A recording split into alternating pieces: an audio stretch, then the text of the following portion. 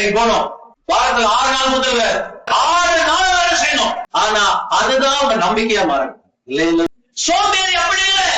தரித்திரம் வீட்டுக்குள்ள தாண்டவமாடும். தரித்திரத்தின் கிரிகைகள் வீட்டுக்குள்ள இருக்கும். சோம்பேறியை கர்த்தர் ஒரு நாள் ஊழியத்துக்கு அழைப்பதில்லை.